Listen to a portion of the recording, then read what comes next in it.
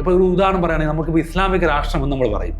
പക്ഷേ നമ്മൾ പറയുന്നത് ആകെ ഒരു 3 രാഷ്ട്രത്തിൻ്റെ പേര്. പക്ഷേ അത് മാത്രമല്ല, നമുക്ക് വ്യത്യസ്തങ്ങളായ ഒരുപാട് രാഷ്ട്രങ്ങളുണ്ട്. കാരണം അതും കൂടി നമ്മൾ ഇസ്ലാമിക രാഷ്ട്രം എന്ന് പറഞ്ഞാലുള്ള പ്രശ്നം എന്താണെന്ന് വെച്ച് കഴിഞ്ഞാൽ, ഇവരുടെ കുഴപ്പം പ്രശ്നമല്ല, ഇവരുടെ പ്രശ്നം എന്ന് പറഞ്ഞു കഴിഞ്ഞാൽ, അപ്പോൾ ഇസ്ലാം ഒരു ഏകാത്മകമായ ഒരു സ്വത്വരൂപമല്ല എന്നൊക്കെ സമ്മതിക്കേണ്ടി വരും.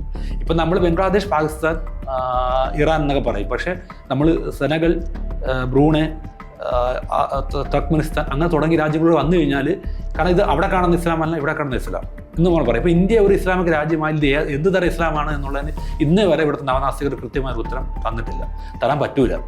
കാരണം ഇസ്ലാം എപ്പോഴും നമ്മൾ ഈ പറഞ്ഞ മതം എന്ന് പറയുന്നത്, ഇസ്ലാം എന്നല്ല ഏത് മതമായാലും, മതം ഒരു ഏകാത്മകമായിട്ട് വർക്ക് ചെയ്യുന്ന സാധനമാണ്. പക്ഷേ ഇത് ഇങ്ങനെ ഏകാത്മകമായി വർക്ക് ചെയ്യുന്ന സാധനമാണ് എന്നാണ് നവനാസ്തികർ പറയുന്നത്. ഈ നവനാസ്തികരുടെ പ്രശ്നം എന്ന് വെച്ചാൽ, നമ്മളിപ്പോൾ ഈ ഇസ്ലാം ഹോബിയെക്കുറിച്ച് പറയുമ്പോൾ നമ്മൾ പറയുന്നൊരു കാര്യമുണ്ട്. ഇപ്പം ഈ ഈ ഹിന്ദുക്കൾ എന്ന് പറഞ്ഞാൽ നമ്മൾ അതായത് ഹിന്ദു ജാതിക്കകത്ത് നിൽക്കുന്ന ഇസ്ലാം ഹോബിയ വ്യത്യസ്തമാണ്, കമ്മ്യൂണിസ്റ്റുകളിൽ നിന്ന് വ്യത്യസ്തമാണ്, അങ്ങനെ വ്യത്യസ്തമായ ഇസ്ലാം ഹോബികളുണ്ട്. അപ്പോൾ ഈ ഹിന്ദുക്കളെ സംബന്ധിച്ചിടത്തോളം അതൊരു കൃത്യമായ വംശീയ ഉന്മൂലന പദ്ധതിയായിട്ടാണ് അവർ ഇസ്ലാം ഹോബിയെ കാണുന്നത്.